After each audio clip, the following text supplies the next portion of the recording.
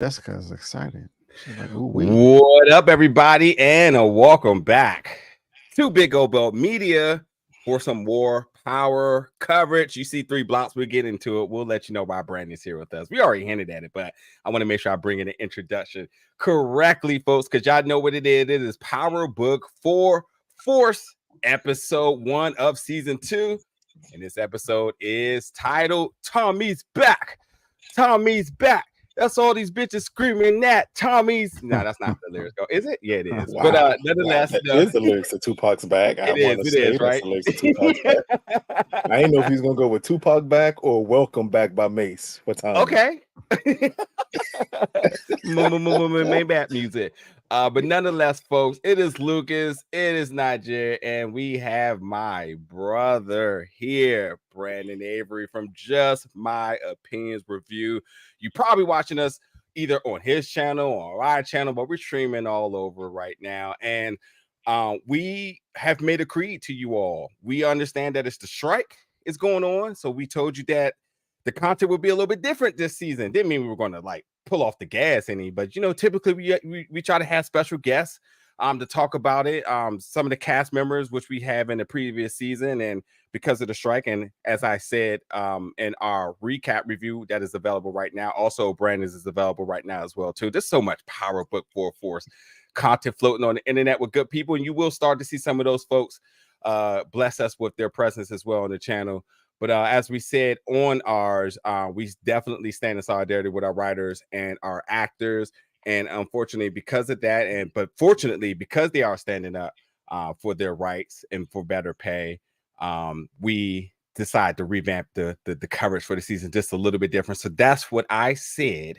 We're going to have some of the best, some of the hottest, some of the greatest other power content creators, journalists, all that other good stuff blessing us each and every week. And it was a no-brainer who was going to be here week 1. I told him about it 2 or 3 months ago. He was like, you already know, bro. And nonetheless, here he is, my guy, Brandon A. Brandon, what's up, my guy? What's going on, man? What's going on? How you doing? Thank you for having me. Good, absolutely. So, folks, now that we got our schedule kind of worked out here, let us again remind you what it is. After each episode airs on Friday night at 12 o'clock p.m. Eastern Standard Time, 1 a.m. Eastern Standard Time in the morning, you can catch our recap review. You can catch Brandon's recap review. But now we're coming back with you with the live show where you can interact with us in the comments. Let us know your thoughts. Be read, be heard. If you bless us with a super chat, you know that will hit the priority in terms of the announcements or the thoughts pieces, whatever y'all got. But nonetheless, you can catch us Sunday nights now for that additional content.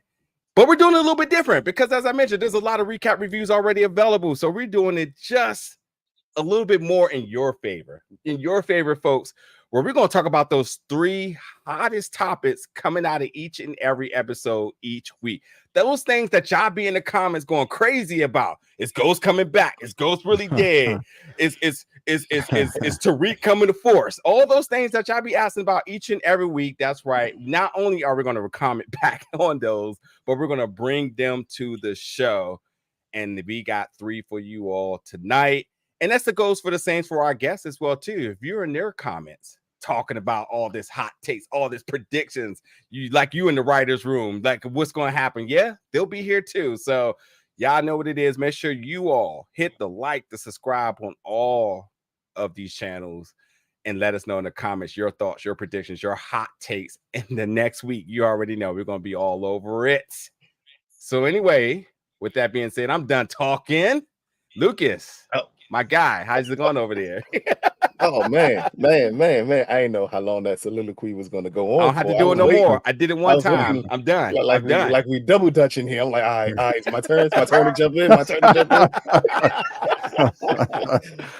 So, as my guy said, we are going to focus on the 3 most talked about topics each week on the show. Now, granted, in week 1, I cheated a little bit because clearly I couldn't like pencil it down to 3. I had to get you at least one little bonus one first to start off with. And I'm gonna start off my guys with the first bonus one that it's been on every form of social media, X, threads. Everyone's talking about it, and I figure it's like the fourth most talked about one, which is Jenard's leadership and hairline.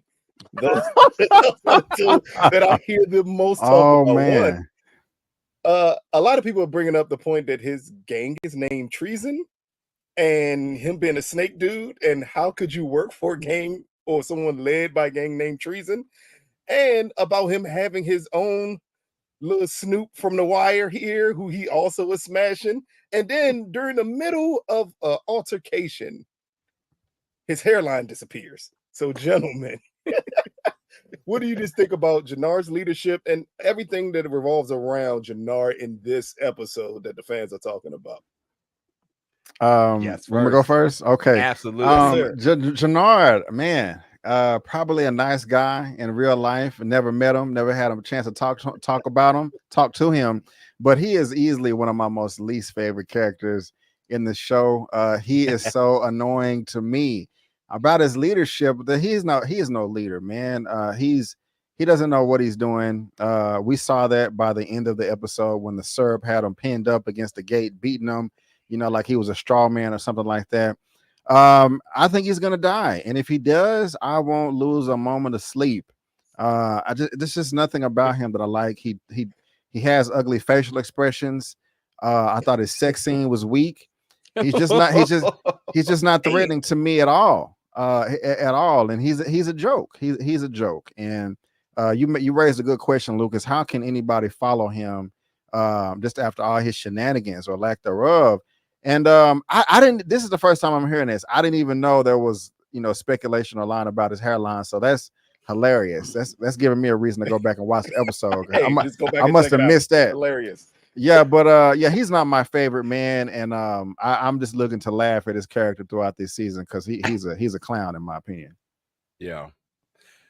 So Jenard, first off, shout out to Christy Lofton. That's our guy. Phenomenal actor. But what it's worth, because I ain't gonna show no favoritism, no bias. Because I have been very adamant in saying that Jenard has been playing in a league he does not belong. He wants to be like his big brother Diamond so bad. And granted, he was holding CBI down while he was out, to whatever that meant. To whatever that meant. Like they're still high on the boards in terms of the respect they get from the streets, in terms of what the feds think about them. So he must have been doing something right. But like Diamond is revered in a way that, well, Jenard can't get sleep at night because he only wishes he could be at that plateau and respect it.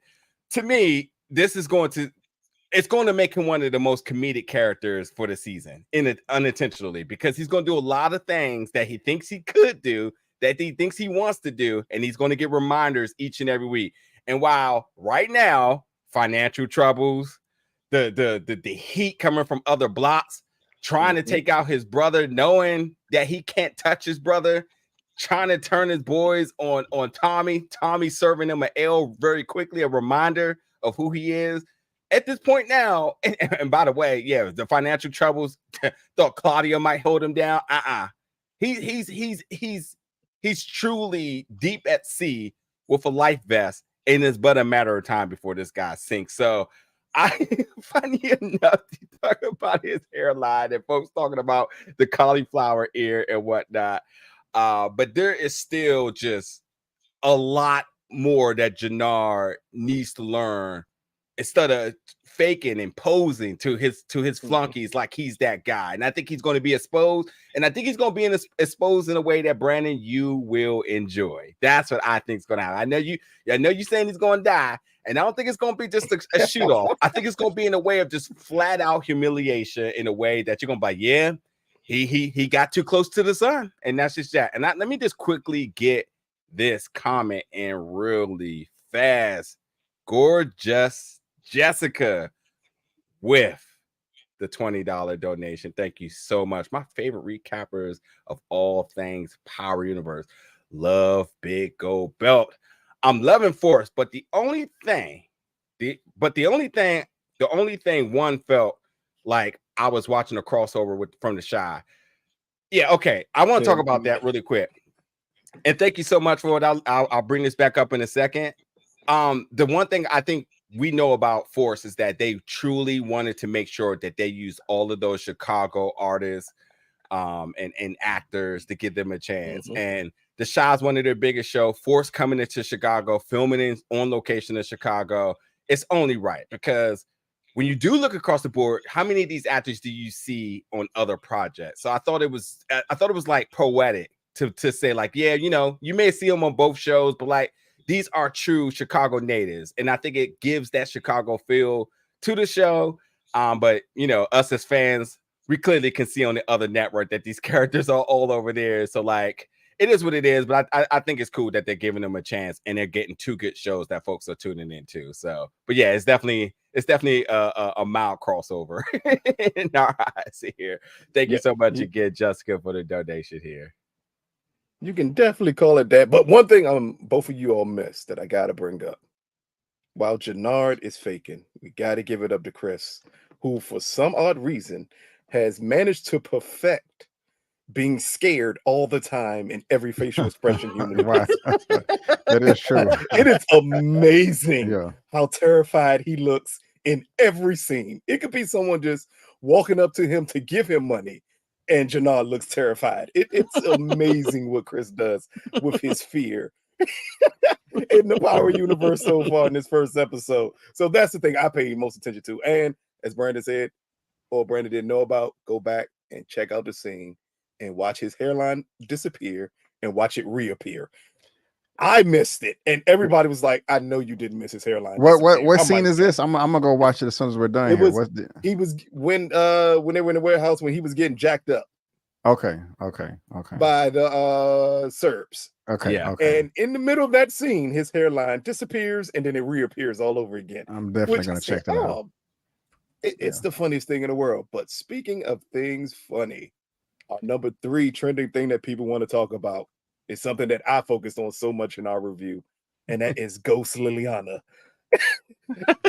And what are your thoughts about Power going this route without it being Ghost? Out of all people to have Ghosts, why wouldn't it be Ghost? Instead, we get Ghost Liliana coming back.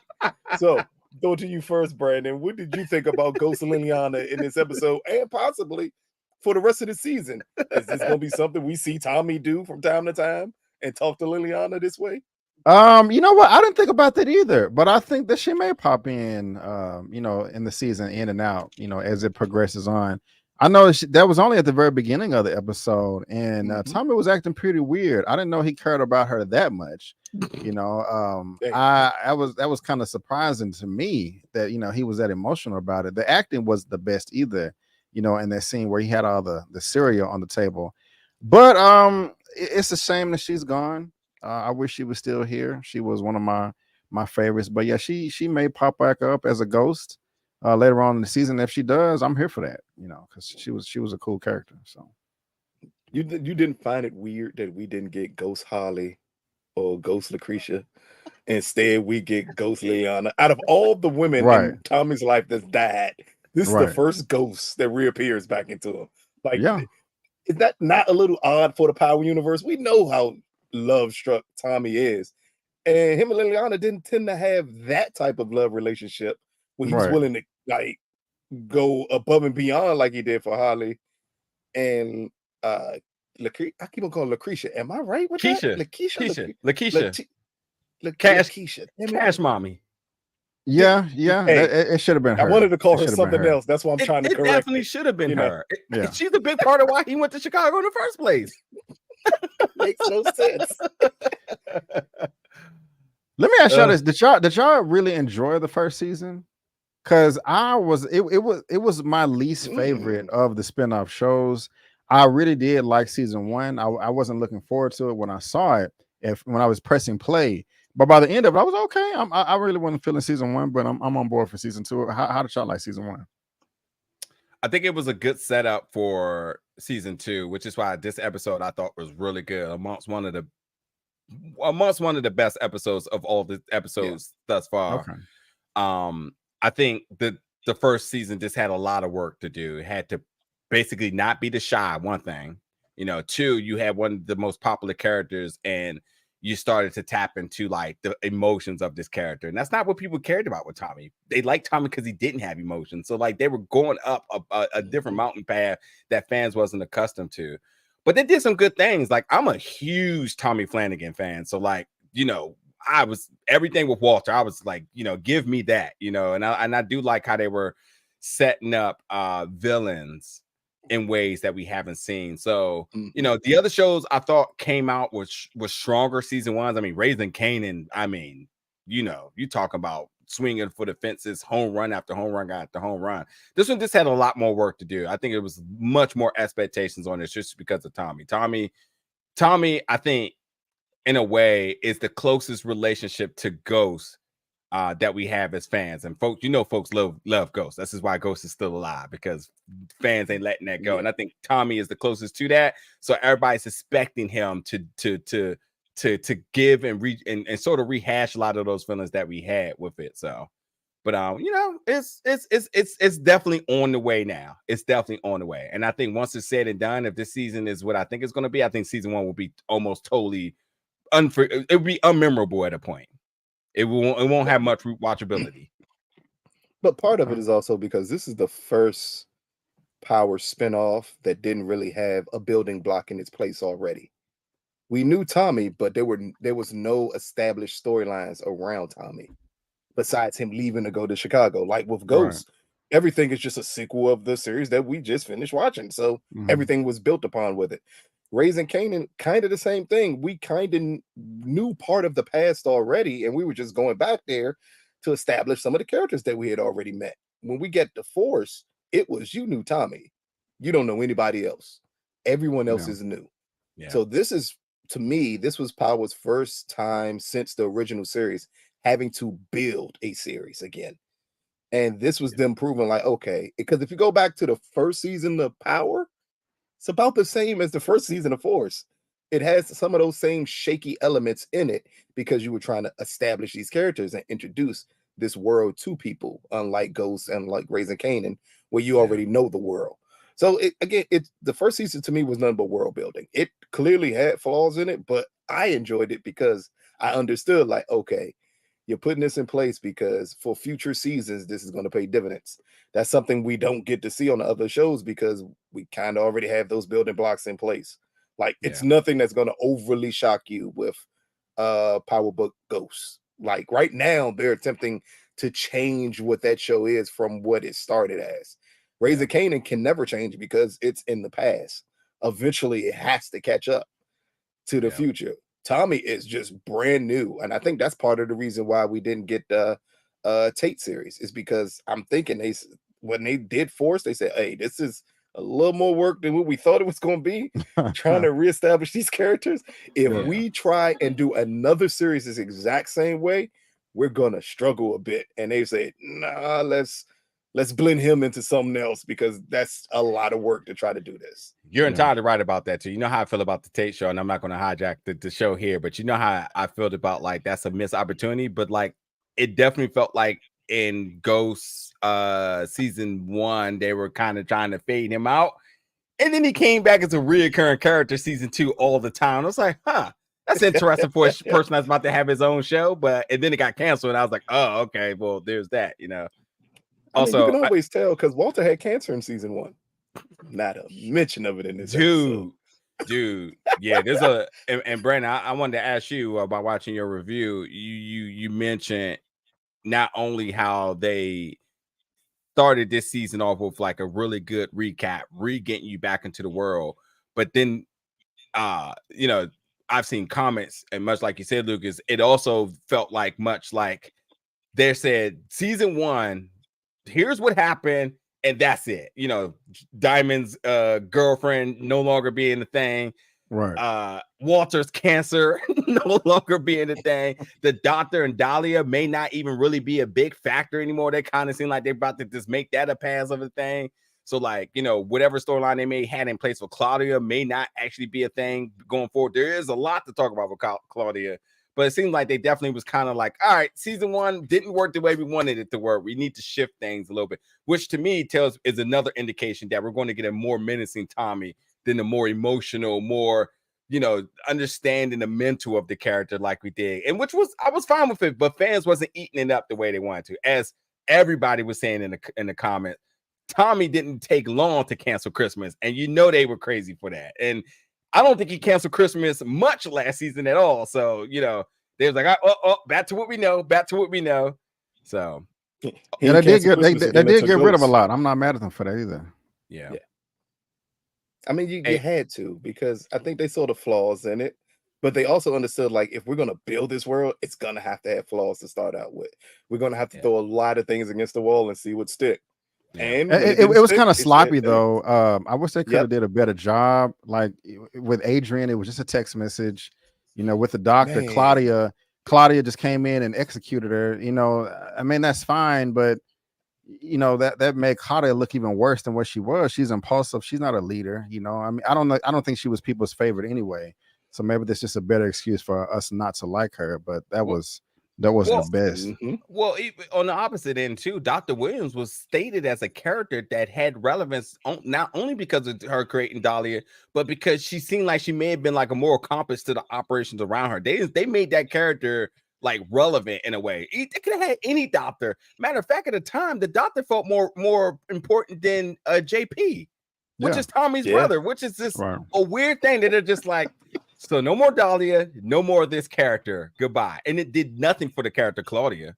We already knew she was unhinged and she was just a little bratty girl that wanted to be in her daddy's favorite. So that did nothing for me, but it did absolutely a complete 360 for what Dr. Williams could have been. She could have turned to leave. She could actually decide to want to really get into the game, and that could have been something. She could even could have. They could even took the route of her being Tommy's next love interest, but no, they was like, no, this her out of there. Killer. Straight New Jack City. Yes, cancel that bitch. And then that was it. But you ain't give me your opinion, Adrian, on Ghost Liliana. Oh yeah, and also too, this Jenard, I'm surprised you didn't call it a Tubi moment with the hairline. Oh man, look, it's too much. I'm trying to hurt Forrest. I think we mentioned that a lot last year, that Forrest had a lot of Ghosts. Powerbook Ghosts this past season had a lot of Tubi moments. Yeah, so it's like that's just part of power at this point, man. I think they leaning into it more than anything else. Yeah, there's no way you said, oh man, let's make his hairline.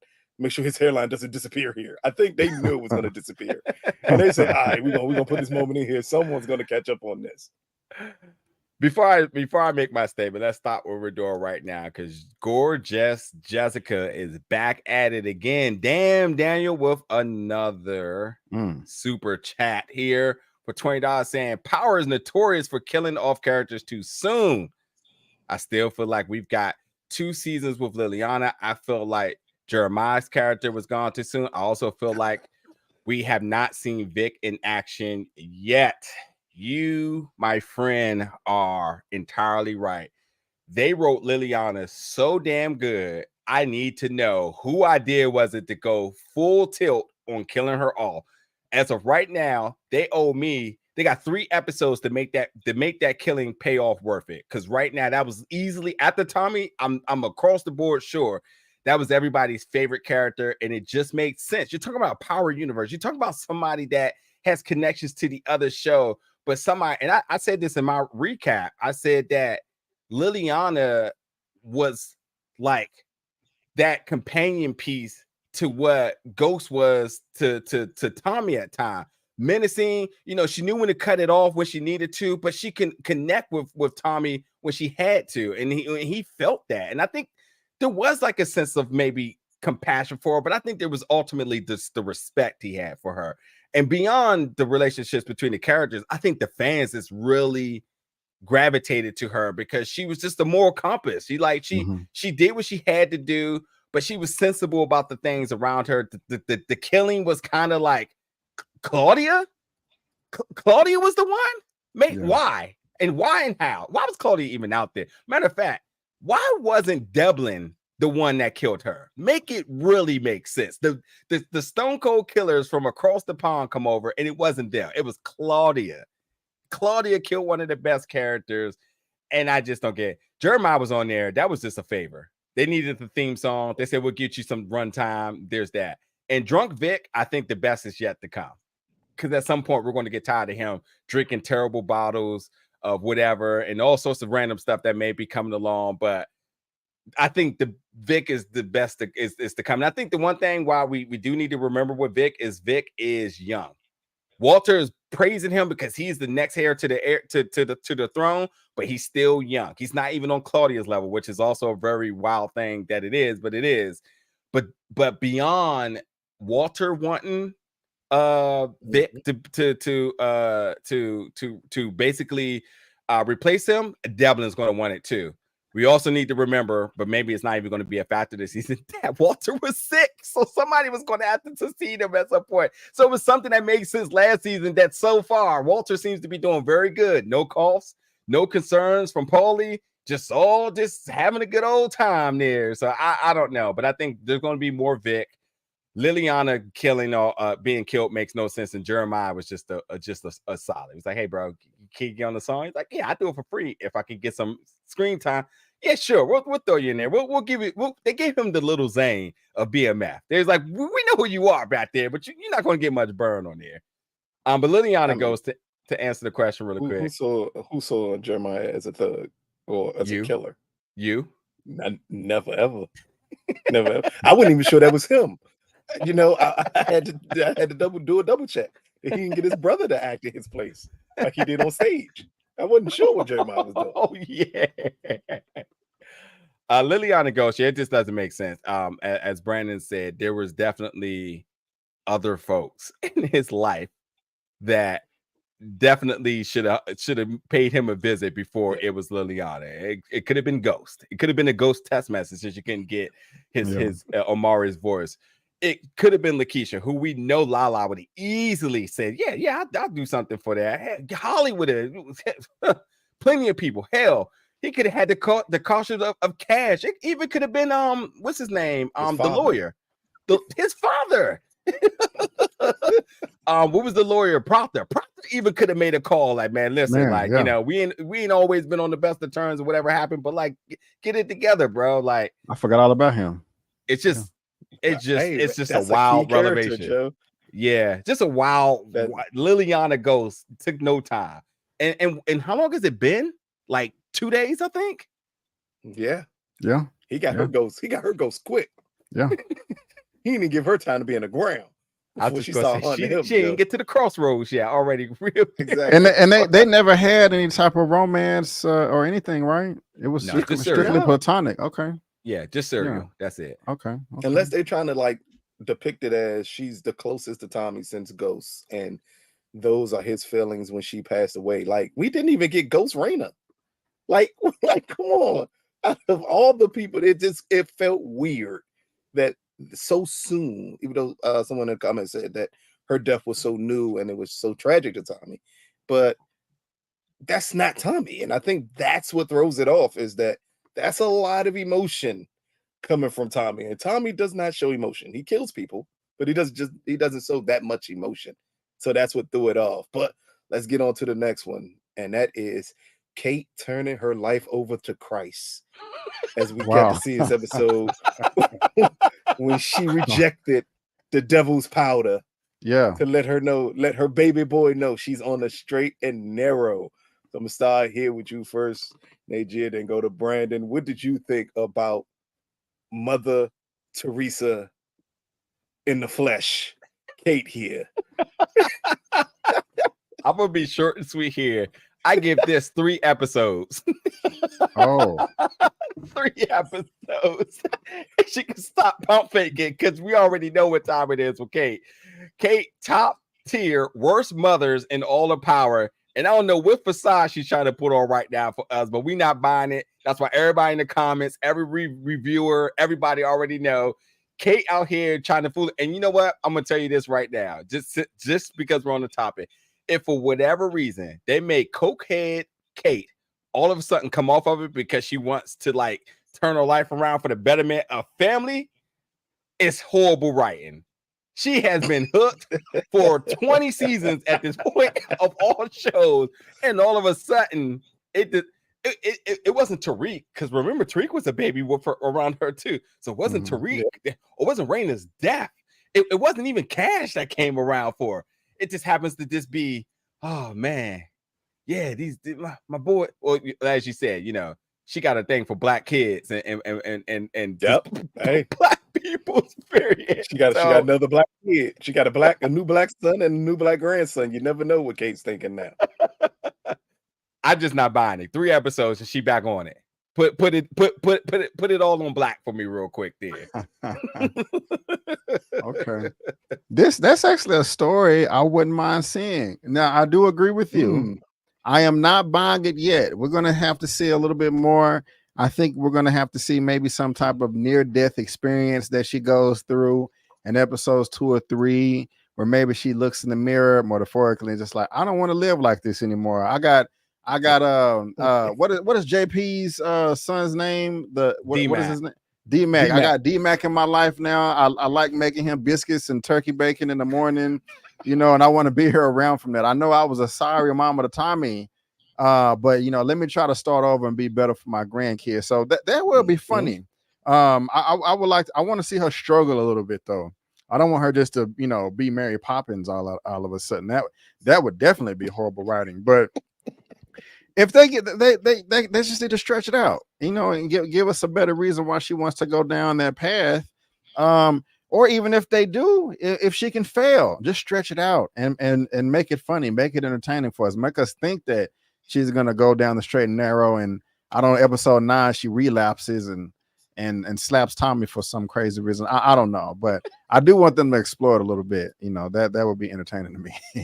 Hey, somebody brought up something, and I don't even want to wrap my head around this too much because it just gave me a headache, because it really is going to have to be telling this season. Everybody wants to know, where does Ghost fit in on this timeline? Because Liliana has only been dead for 2 days. I think it's 2 days. If it's either 1 or 2 days. When did she make time? When did Tommy make time to get to New York? Did it happen after this season? Because it didn't happen before this season, and it didn't happen between the seasons. So it has to be some point either in the season or at the end of the season where the ghost shenanigans happen. I don't care. Y'all can let us know in the comments, because that's gonna make my head hurt. But the reason I bring that up, it has to be in the middle of the season. It can't. It's not now. Yeah. So with that being said, when does Kate get back on it? Do anybody remember what happens when Tariq went to go see her? What she was all about? So if her grandson Tariq, because yes, she did raise Tommy and Ghost. Well, I'm sorry, let me get this correct. She did raise Ghost like her son, which would automatically make Tariq her real son, which would make Tariq her grandson. But she was definitely looking for it while he was over there, when he was looking for Tommy. She was like, "What, you brought me something?" So at some point, she's still on it. Also, how did Kate get from New York or New Jersey or whatever the hell she was at? I'm confused here. Good question. Because the Tariq jetpack I thought only worked for Tariq, but apparently everybody, even the blue Mustang got the Grand Theft Auto cheeks at this point. Because I'm confused. Maybe bro. Tommy got it, and maybe that's why he was in Ghost right after Liliana died. He went there to kill Tasha, to save Tariq, and then came back to see Ghost Liliana as he ate cereal. Like we don't know. We really can't piece it together here. As it pertains to Kate, though, like, man, I just want her to turn to like Sandra Bullock off of The Blind Side, and her help D-Mac make a better life for herself in the league, or some of that nature. Because that's what it feels like it's going down. The moment she rejected, you're like, wait a minute, Kate, like, that's not you. Go ahead, take these drugs. Like, what? Yeah. Why are you trying to be a good mother now? Right. But again, it goes back. It could go back to her missing her actual son, and he was black, and now she has black ones to replace him. And Tommy's just her white trash son that she just does not care about. Horrible. So maybe that's it with Kate. Maybe it's that she got new black people in her life. The moment Kate get black people in her life, she falls head over heels for them, and she may be trying to put her best foot forward for D-Mac and JP, because she's getting to know them now. Like, Tommy knows her. They don't know Kate. Yeah. And maybe she's like, nah, I can't do that. Like, I got to give them a fair chance that I didn't give you, which could be a very interesting storyline if you go down the path that she cleaned herself up for them when she wasn't willing to do it for Tommy. Well, she's already dead to Tommy, so it ain't gonna make a difference on that note. But I'll tell you, the fans, we're gonna have a lot to say about that. You think she's gonna make it out of the season alive? Or you think she's gonna Kate's perish? like a cockroach. I think Kate like a cockroach. Okay. She ain't dying. Okay. You she baby kids. Okay. We don't die. We Okay. multiply. Would you be upset if she died, or would you not care? I would Okay. because they're gonna have to do a hell of a writing job to justify her dying. And make it make sense too. Yeah, because why would she be a target? Because Okay. Tommy doesn't care about her. Like, This is true. Like it's hard to really. What person seeking revenge on Tommy is going to go after Kate and not JP? I got you. Okay. Because that would be the one that Tom or D Mac clearly. Tommy clearly cares about that kid, but Kate, no. Have her. Tommy may shoot Kate. So, like it'll be hard to justify it there. Mm-hmm. I said though, you know, if it had been during the pandemic, I would have loved to have. And the reason I bring up the pandemic is just like Euphoria, where we had that Coleman Domingo and Zendaya had their Episode of the diner. Episode of at the diner of Euphoria. Mhm. I would have loved to have had a Kate and Tommy little one-on-one as they make their trip back from New York over to Chicago, and what that conversation would have been like, you know, catching up on the missed times and kind of talk about their history a little bit, but they're also bouncing off the banter off of the two actors. Like it could have been worth something, but at this point now, like I can't see Kate death being meaningful or any bit of relevance to the character. It just will hurt us as fans. It's like, oh, just Kate, why? Like, what was she? She's just a bystander. At times, she's just a comedic relief at points too, and like I think we need that with everything that's kind of going on in the show. And she like crosses over. She's like the Nick Fury of power.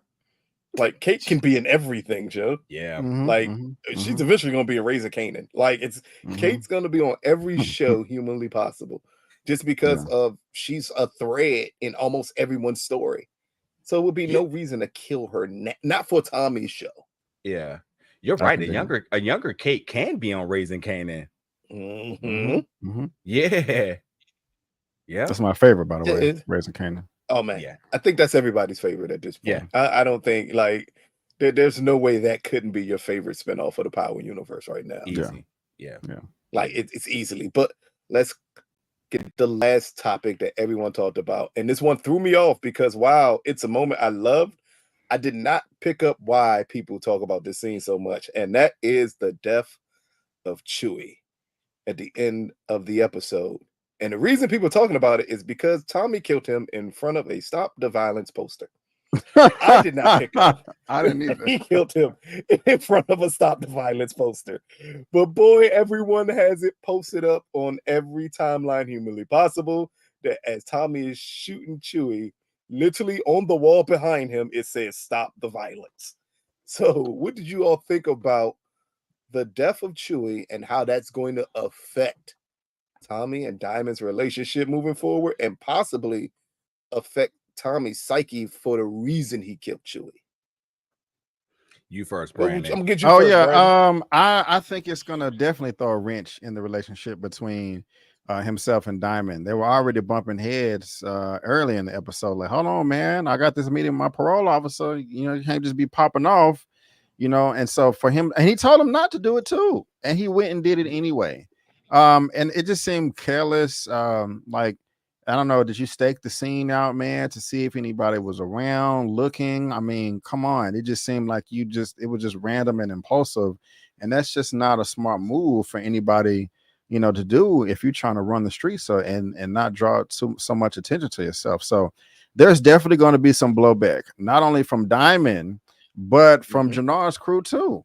And it's going to be Tommy's fault. And, you know, he can't get mad if anybody retaliates. That just was not a smart move, man. It didn't seem calculated. It just seemed random. It seemed sloppy. If that's their way of creating drama in the show, I think they could have did a better job. But I don't know. Maybe it'll make sense when we progress on in the season. But I didn't really care for it. I was over here like, what are you doing, Tommy? Stop it. So Yeah, double-edged sword here. I mean, folks want Tommy to cancel Christmas. This is the Tommy they love. So the writer was like, well, we're going to give you something. So they did. But for the implications of the story, again, CBI is on the top of the chart here. They're trying to get the task force for CBI. Tommy is operating like he's a ghost because they assume, not like ghost, but like he's a ghost because he's dead essentially. So he feels like I got an ironclad contract to do whatever I want to do. I can't be touched because I don't even exist. So he's acting reckless to what we know him to be. So this is very normalized for him. But him and his brother in Ghost clashing had its fallouts at moments, but they were able to reconcile. Does Tommy still have that same mentality? Like, hey, me and Diamond close, you know? And again, when you talk about Diamond, when you talk about Liliana, when you talk about these people that was around him, I said this on a review. Diamond and Liliana together represents Ghost because Diamond was street smart. He knew how to operate on the streets. He knew how to operate from a business standpoint. He knew how to make moves, command respect, but not be the loudest person in the room. Liliana thought just like Tommy, dangerous, but she also knew how to cut it off when you do. You add the two of those together, that's essentially what Ghost was. And I think having those people around him kept Tommy grounded. I think Liliana gone has sent Tommy on a rage, an inner rage of unleashing Tommy to the Tommy we know him to be at time. I think Diamond is not going to respond in a way that he's used to people responding to him, letting him get his way. Diamond also has the utmost respect of the streets, something Tommy doesn't have at all. Straight up by his color too. They're like, oh, here go white boy, and it's, you know, that. But Tommy knows what he can. Tommy knows what he's capable of. Diamond knows what he's capable of. But I think this is going to put a wrinkle in their relationship. Because Diamond realized he has a lot at stake. This is not how he moves, and this is also not how the blocks of Chicago operates. And I think this one little move is going to be a ripple effect across all the territories. And I think beyond Jenard and them, potentially, it's Jenard. Of course, they're going to run and retaliate. I think others going to kind of take a look at this because I don't know how many. I mean, do everybody even know that CBI is broken up in two? Do they assume that? I mean, I know Miguel knows. I know Miguel knows, Yeah. but do the others know? You know, but I think this is going to be a sign. This is going to be a sign that there's internal issues with the brother, internal issues. Should we just say with the black gangs? Well, Let's the just call it what Serps it know. is. The Serps know as well. But Yeah, I don't know. the I don't Serps know know. about anybody else. Yeah. So it's going to be interesting to see. I think Tommy is going to have to get a reality check, and maybe Diamond's the one to do it finally. Well, also, all you got to do is, again, go back to the character of Tommy. It fits. And I think I said it during our recap, like, one, it was necessary. It had to happen. I'm a firm believer that Did when it? someone, oh yeah, somebody cross you in any way, shape, form, or fashion, they got to die. Like we don't let disrespect just linger out there for everybody, because if it lingers out with one person, it carries over to the next person, because then they're going to think they can get away with it. So it had to happen, but it didn't have to happen that way. And Okay, that's I'll the give it that. problem. Yeah. Like Tommy is Tommy here. This is the Tommy people wanted. The thought-provoking Tommy that was in season 1 went out the window the moment he pulled that trigger. It's like, oh, so now you're giving us a Tommy that we always wanted, the reckless one, who would kill anybody at a drop of a dime. Yes, that's the Tommy people wanted. They brought that Tommy back, and they're using, again, Ghost Liliana for that Tommy to come back. Because it seems like she dies and his thought process goes out the window. It is just kill him. Who cares what happens? Because that was a reckless kill out in the open by Tommy there. And that's because he just didn't care anymore. So maybe this is kind of like the rebirth of the Tommy that everyone loves. Everyone knows. Tommy just goes up and kills people with reckless abandonment. We saw it at the end of Power Book, because he clearly killed a bunch of agents and did not care if anyone saw him do it. So this is just Tommy being Tommy all over again. Is it going to hurt him and Diamond's relationship? It all depends, because Diamond being a street dude, I think he's understanding of why Chewie has to die, even though it's not something he wanted to have happen, because he still wants to keep the peace. I think that's the conflict with Diamond is, do I want to start an all-out war with my brother, or do I like say we can do this in a better way? because we don't hear that normally in street tales of someone being disrespected and them saying, "Nah, we're gonna handle this a different way." I mean, how many people disrespected Rock? Speaking of our favorite Power spinoff, and Rock just killed them. Like Rock, like, yep, nope, you can't live. No way, shape, Yeah. form, or fashion can I let your disrespect slide. That's the exact same thing Tommy did here. But because Diamond comes across as more of a voice of reason, people are willing to say, maybe Tommy made a mistake. But if we look throughout the history of Power, this is something that always happens when disrespect happens.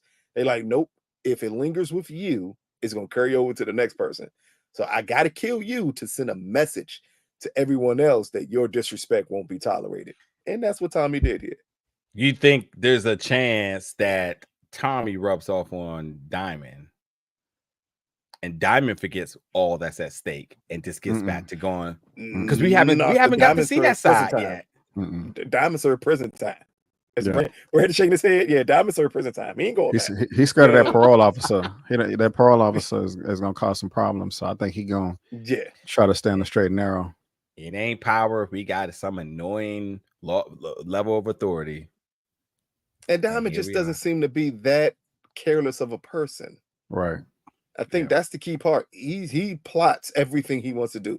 He's willing to kill people, but it's going to be him plotting to kill you.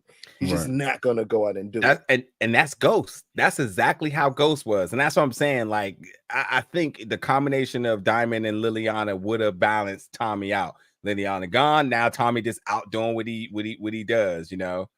In the moment that Tommy was from under Ghost, we saw Tommy be as reckless as possible. Also, Tommy couldn't make a decision on his own before without Ghost laying down the foundation of what the plan was to go out and do it. So, you know, Dre also reminds me of Jenard too. Tommy was Jenard. Yes.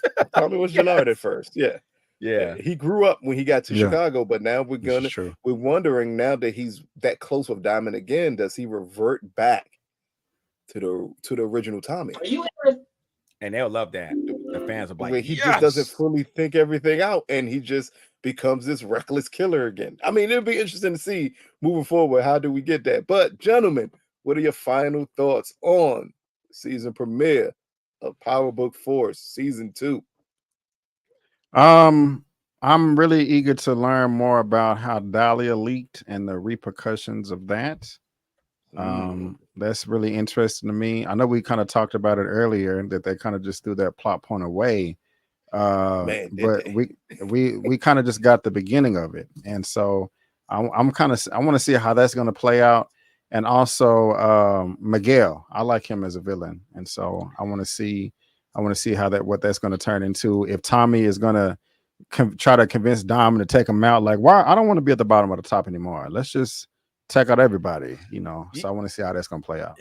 I'm glad you brought that up because you and Lamont kept calling him a villain, and I started to think him being a villain just didn't sit right with me. And Lamont brought up the really good point about we talked about it as well about the duality in terms of the respect Jenard versus Diamond when it came up to rolling with Miguel. I think Miguel's going to be a business person. I don't think he's the true threat. Okay. I think he's just another territory. I think the Serbs are still legitimately a threat. They're gonna have a boss. Somebody's gonna resurface as the Nets boss. You talk about Miguel and the Mexicans, so you're talking about the cartel, but the true threat, I think, is still Walter. And ultimately, the ultimate threat is Devlin. Devlin's gonna come over there and just shake things up. You know, that's the big threat that Walter got to get together, because if they don't, well, they'll be paying a visit. So I'm not really feeling Miguel's the villain right now. I think he's just another piece of the board. You know, I think he's like the WoW. He's not the draw 4, but he's definitely like the WoW. Or he's like, this could go either way here, you know. So we'll see. And I think Tommy is more of a threat to everything than Miguel is to everything. Because Tommy, as you mentioned, Tommy, he knows some things about Miguel, but if he doesn't get too googly out off of Maria, then, you know, he can stay focused to do what he needs to do so he could get his nomination. Just lost Liliana. He already moving on to the next one. Because it was never legit. Ghost Liliana. Like, it makes no sense here. It was never legit. But again, for Miguel, I I think that's part of the issue people have with Force is there's no legitimate threat. No visible Dublin threat. seemed No visible threat. And that well, you Dublin said you seemed wanted like that the threat. though. Dublin seemed like threat until their best shooters came over and they killed them in one episode. So it's like at Yeah. that point, who's the Can't true argue threat that. here? Yeah. Like I think that's the key part. We're not receiving a threat. Maybe the police will grow to be the threat. Maybe that's how they go about it. Yeah. Because they say maybe we don't need a drug dealer to be a threat because they're all businessmen in the end. Everybody here in Chicago is about business. Yeah. It doesn't seem to be too many people besides Jenard and Diamond fighting over territory if we pay attention to it. Yeah. Serbs Yeah. think they have deals in place for territory. It's a lot of Mexicans don't sibling. care. They're selling to everybody. It's a lot of So it's like, sibling who's BS fighting over going on right territory? now. A Yeah. lot of sibling BS right now. But I mean, So you you're gonna have said to it. have a gang rise up for territory. Right. And you said it. You said much about Ghost. You said Noma is a character that you don't want to see be a one-season threat. I do want to power to go back to that, where we got villains being established as much as we're getting our, our characters, our favorites being established. We want to see them be developed over time so that we can actually feel the threat. Like, let's go back to the original Power. Like when you talk about Milan and them, like you actually feared, like, bro, Tommy and Ghost, they're not gonna make it out of the season. Like Milan's actually gonna do something. He got them in the chokehold right now, financially and calculated around them. I just don't want it to be good guy versus bad guy. That's Marvel movies, and the villains aren't really good because it's just like, well, we know our heroes are going to win every single time. And he's like, well, it is Tommy's show, so we know he's going to win. So like, I wanted to be the threats to be more built up, and I want to see some nameless villains really be the puppet masters beyond everything, and I want them to just appear and then just be built over time. So, well, one is already there, and that's the cartel. Because clearly, no one, I don't think anybody at this point believes Miguel's the leader of the cartel. Like, no, not in Chicago. He's clearly not the leader of the cartel. So maybe that's the threat. Maybe they become the big threat that you got to worry about, and maybe they play that properly while they bring over a bigger member of the cartel to monitor shit and things. You know how power does. That's how we got Mulan. It's you brought in a bigger person to monitor everything. That's how we got Jason. You brought in the bigger person that had to monitor everything that was going on. If they go down that route between the cartel, between the Serbs, and that could be the combined threat for Tommy. Yeah, because that's the key part again. Because Jenard's not a threat right now. Someone has to team up with Jenard for him to become a threat. Let's read some of the comments as folks are chiming in from both of our channels. We have the best fans on the internet coming in. We're just going to start off on the top. We got One Journey. Hi, what up? What up? Reverend Do Good. Hey, family.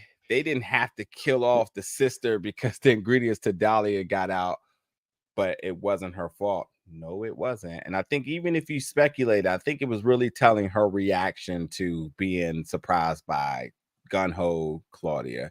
Nashville checking in. What's up, Nashville? And we got the cauliflower ear comment about Jenard here from William Jones. One Journey's back again. Jenard had a bad day transitioning into his own. Absolutely. Absolutely. And I expect him to have many more bad days because, we're going to have to see about Chewie's death and how does his team feel about that? What's going to happen? And real quick, shout out to Reverend Do Good in the chat. Love you. I know I just looked you up. That's my cousin right there. And so I was like, I think I know that person, but shout out, man. Hey, I love you, man. That's my cousin Jerome right there. So y'all can check out his channel. He got funny content. The moment you saw his name, Reverend Do Good. It's hilarious, Joe. Gotta love the family. I love it. Claudia is also upside down and has not foresight. I don't want to talk about this because I've already talked about it long, but Claudia's biggest issue is she's a woman, and I'm not being sexist. It's not me. That person's name is Walter Flynn. That's the biggest struggle. Now, when he's not saying that women are this way, he's saying Claudia's this way because her daddy won't allow her to live because she's a woman. That's all it is. Don't matter what she do. She's a woman at the end of the day, and he wants Vic to step up. And unless Claudia wakes up the next day and she's trans, it ain't happening. It's just not happening. Claudia could go out this joint and collect all the Infinity Stones, and he would get them just to Vic. Yeah. Stay. Yeah. It's your universe now. Yeah. He could care less. If we mentioning the shot, Tommy need to go get. I still ain't watched the shot yet.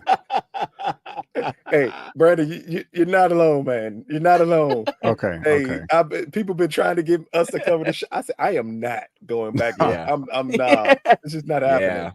Yeah. Sorry, folks. Hey guys, we got another comment. One Journey was going in crazy. Let me just read a couple of these other comments from One Journey.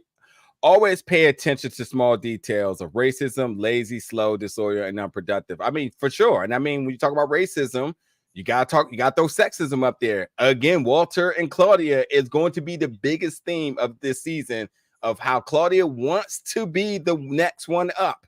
Claudia had an answer last season with Dahlia. Walter doesn't care. Even with the financial troubles, doesn't care because she's a woman. That's just what it is. Walter doesn't like black people, and he was willing to partner with Jenard before he let his daughter be in charge. I should tell you something there. Tommy has a mental slip, and the death is fresh. We talked about it, but Tommy, full of emotion, crying, getting drugged up, fight. You mean Vic, right? Oh, shooting, missing, and hiding an extremely emotional character. When did Tommy shoot and miss? He pointed at Walter, but yeah, he was about to shoot. He was about to shoot Walter, but stopped. Yeah, he didn't miss. Yeah, he killed Homeboy in the beginning. He killed Homeboy then. He canceled Christmas 2 times for you all. Finesse, 2 of them. Let's Toast Media. Salute everybody. What's up, man? Thanks for coming through. Let me get some other people down here too. Hope Lee. Claudia was killing Dr. Williams anyway. Yep. That definitely was going to happen no matter what.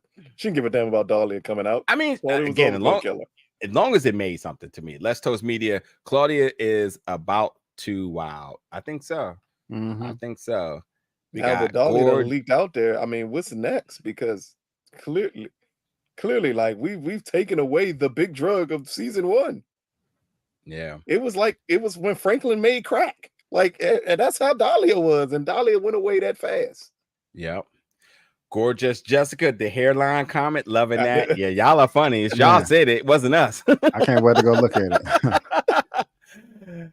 Oh man, HFG, love the crossover review. Y'all are doing it today. You already know, and I'm just gonna go ahead and give y'all a scoop. Brandon's going to be back in a few weeks, if not sooner. He could be back any week for all I care, just so y'all know. But we want to continue to get some of these other hardworking folks that's covering Power, do some collaborations together.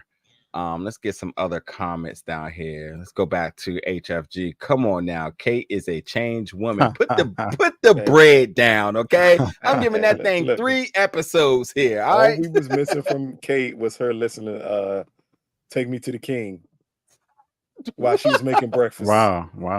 That would be hilarious. That would have made the episode right there.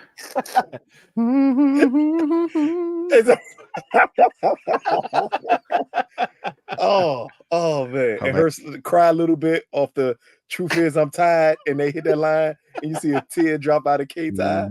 Look here.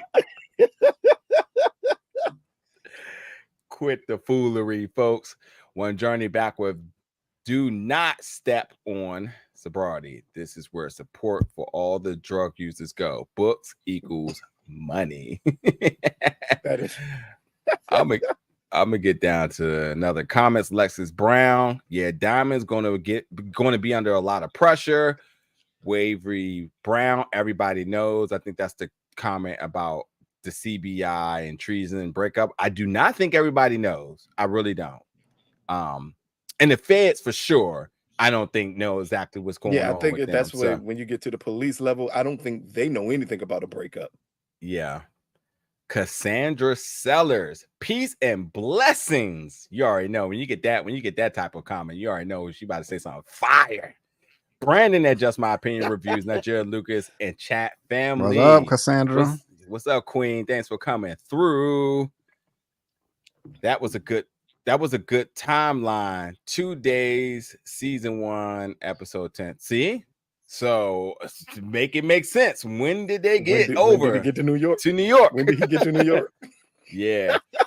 Dre Ozzy, will they tie in with Power 2? Remember Tommy? Yeah, we didn't forget. We brought it up, and this is the other comment. They will have to address this. And I'm not sold that Power is going to go 7 episodes. I'm saying 7 episodes because 8, 9, and 10 is where things really start to get crazy. I do not think they're going to go 7 episodes and not address that at all. Like, it's just not going to. At some point, they're going to have to make. And then another question is, if Tommy does, can you have an episode of Force without Tommy? Is that possible? I don't think it should work. I don't think it could work. No, not at all. And they're going to have to explain so much because technically Tommy went back because he got information. So then you got to play off. When did he get this information? How did he get this information? When did Kate go back to New York or New Jersey or wherever she stays at when she's in that area from Chicago? And what happened after Tommy left and went back to Chicago? After he had that big conversation with Tariq, what happened then? Like, it's so much stuff there that leaves a lot of questions open because they decided to play it 2 days later. Yeah. All right, let me get a couple more reviews, then we're going to wrap it up. We're keeping these to an hour, folks. I saw one I wanted to, we already talked about that. Let me just read this real quick. Dre Ozzy, I think Diamond will ultimately want to get out the game. Remember, his heart wasn't in it from the jump when he got out of prison. That will be telling. Dre Ozzy back. Shout out from DC, by the way. We watching. We shout out from DC. We in DC. So shout out to the whole DMV. You already know. Love folks are coming in from the hometown here. Brandon's down in the Lone Star State. So send that DC love down there for my guy. Cassandra, excellent review and recap. Brandon at Just My Opinion Reviews, Nigerian Lucas.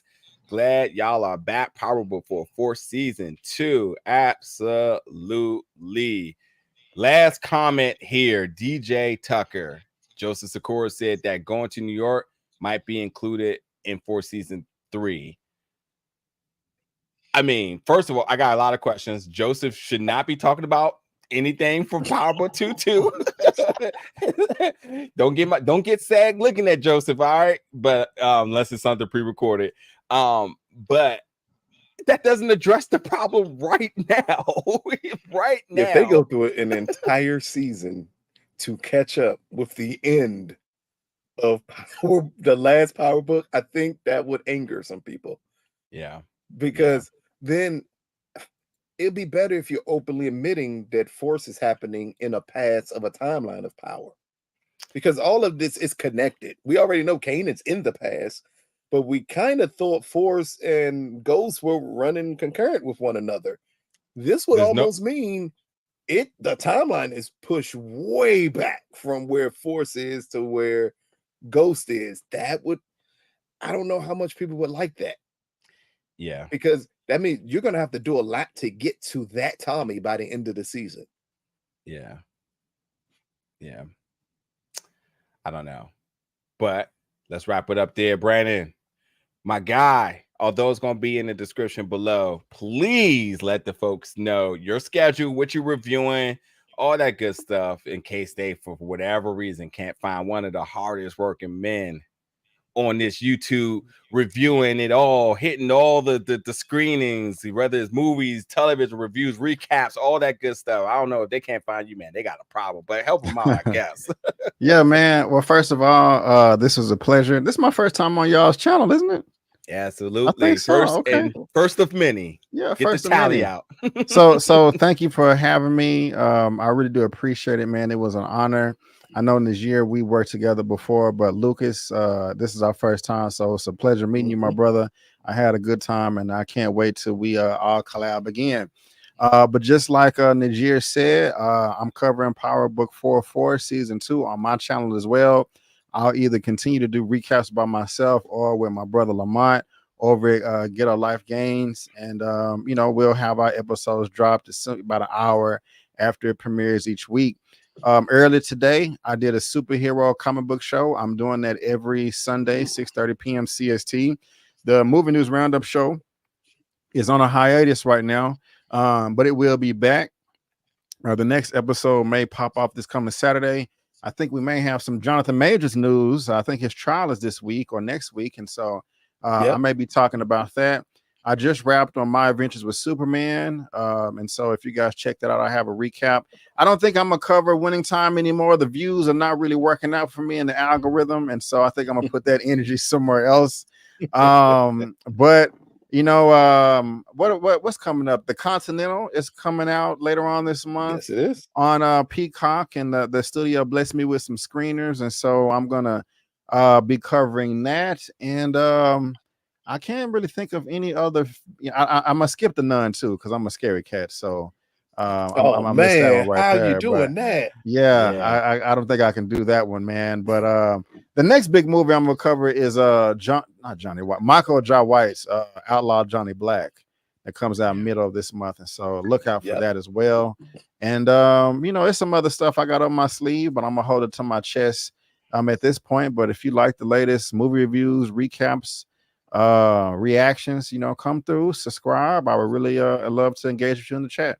And again, thank you guys for having me.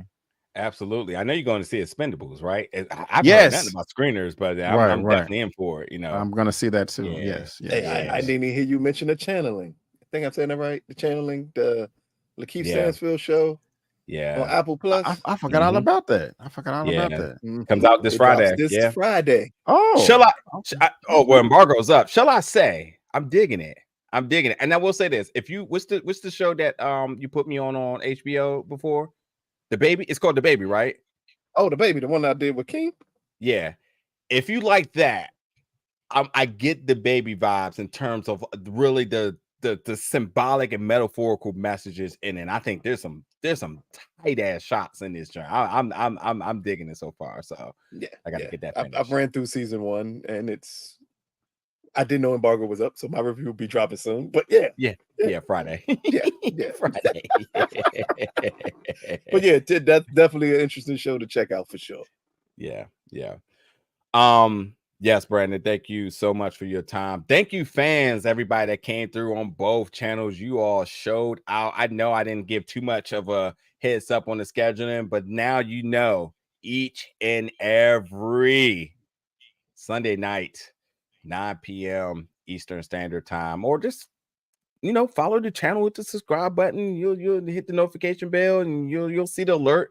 You'll see when we're going to go live, and that way you all can get in the comments, let us share your thoughts as we will be covering in our additional Power Book 404 coverage live, where we discuss our hottest topics. It ain't even our hottest topics, it's y'all hottest topics, the things y'all talked about from that week's episode. So we're back next week for episode 2. Catch us at Big O Belt Media. Catch Brandon at Just My Opinion Reviews when those recap reviews drop 1 p.m. Eastern Standard Time, 1 a.m. Eastern Standard Time. I'm about to say, I don't know why you want to put in the afternoon. Don't do that. Don't do that. Anyway, folks, we out. Enjoy your holiday weekend. We'll catch y'all back very soon. Love y'all. Peace.